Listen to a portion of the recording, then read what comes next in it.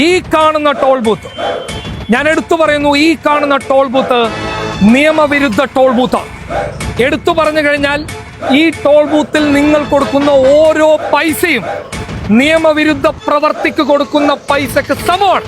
ഇതിന്റെ പേരിൽ നിങ്ങൾ കേസെടുത്താലും പ്രശ്നമില്ല. കാരണം ഇത് കൊള്ളയാണ്.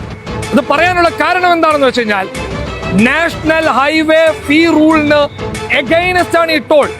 നാഷണൽ ഹൈവേ ഫീ റൂൾ നമ്പർ 8/1, റൂൾ നമ്പർ 8/2 പ്രകാരം ഒരു ടോൾ ബൂത്തിൽ നിന്ന് അടുത്ത ടോൾ ബൂത്തിലേക്ക് 60 കിലോമീറ്റർ ഡിസ്റ്റൻസ് ഉണ്ടായിരിക്കണം. പക്ഷെ ഈ ടോൾ ബൂത്തിൽ നിന്ന്, കുമ്പള ടോൾ ബൂത്തിൽ നിന്ന് നേരെ തലപ്പാടി ടോൾ ബൂത്തിലേക്ക് വെറും 22 കിലോമീറ്ററേ ഉള്ളൂ. അങ്ങനെയാണെങ്കിൽ ഇത് നിയമവിരുദ്ധ ടോൾ ബൂത്താണ്. ഇത് നീതി നിഷേധമാണ്.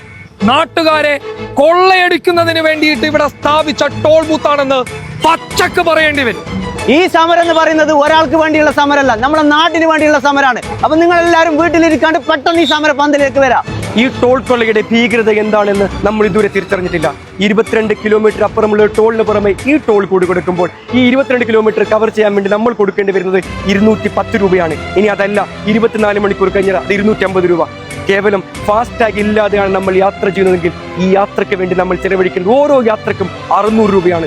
ലോകത്തൊരിടത്തുമില്ലാത്ത, ദുബായിൽ പോലും ഇല്ലാത്ത ഒരു ടോൾ കൊള്ളയാണ് ഈ നാട്ടിൽ നടന്നുകൊണ്ടിരിക്കുന്നത്. നമ്മൾ എന്തുകൊണ്ടും ഇതിനെ പ്രതികരിച്ചേ തീരൂ. അതിനൊരു അവസരമാണ് നമ്മൾ ഈ സമരത്തിന്റെ കൂടെ നിൽക്കേണ്ടത്. ഓരോ കാസർഗോട്ടുകാരുടെയും ഉത്തരവാദിത്തമാണ്. ആർക്കെങ്കിലും കുഴിച്ചു മൂടാമെന്നുള്ള ധാരണയുണ്ടെങ്കിൽ അതൊക്കെ മനസ്സിലങ്ങ് വെച്ചോളൂ. അതൊന്നും നടക്കാൻ പോകുന്നില്ല. കാരണം അദ്ദേഹത്തിന്റെ പിന്നിലുള്ളത് ഒരു രാഷ്ട്രീയ പാർട്ടിയല്ല, പൊതുജനമാണ്. പൊതുജനത്തെ തോൽപ്പിച്ച് ഇവിടെ ഒരു കോർപ്പറേറ്റ് ഭീമനും വാഴാമെന്ന് മനസ്സിൽ പോലും സ്വപ്നം വേണ്ട. അങ്ങനെ ഒരു തോന്നലേ വേണ്ട.